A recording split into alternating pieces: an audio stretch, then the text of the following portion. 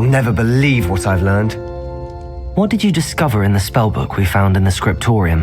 Salazar Slytherin's spellbook was a little difficult to interpret, but fascinating. Evidently, he encouraged teaching dark magic at Hogwarts. Neither the Imperious Curse nor the Killing Curse was unforgivable during his time. He believed students should be prepared to use dark magic when necessary, not to fear it.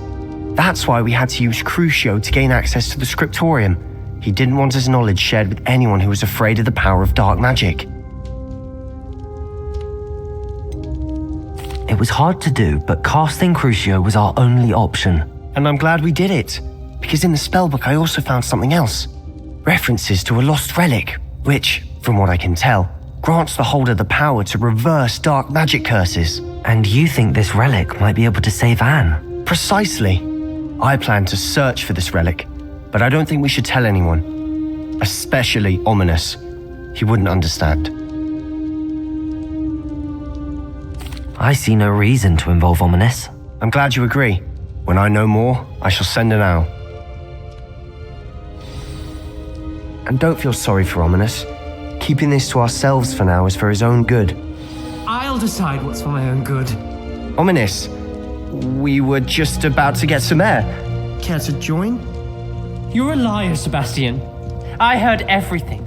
You swore you'd never engage in anything to do with dark magic again. No, I didn't. I said I understood you wanting that. I'd never swear to give up on finding a cure for Anne. You don't know when to stop, do you? I know when not to stop. Leave this alone, Ominous. I'll be on my way.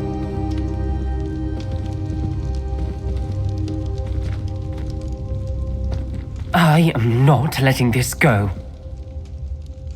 Ominous, Sebastian meant well. I know what I heard. You knew I wouldn't agree with this. Going after that relic is not a good idea. Sebastian doesn't even realize it, but he's as irresponsible and reckless now as his parents were years ago. It's why they died.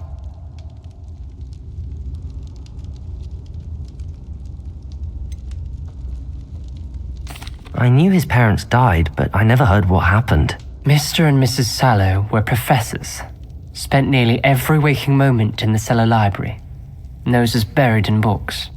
Anne and Sebastian were upstairs when it happened. They heard a sudden crash and ran downstairs, but it was too late. Their parents had crumpled to the floor. A defect with the lamp in the cellar caused the room to fill with an undetectable toxin. Sebastian and Anne were helpless. They had no magic yet. What a horrible story. It is. That's why I can't understand Sebastian's recklessness. I've practically lost Anne. I cannot lose Sebastian too. Please avoid anything to do with that spellbook. Those references in the book seem promising. Everything to do with Salazar Slytherin seems promising until it's too late.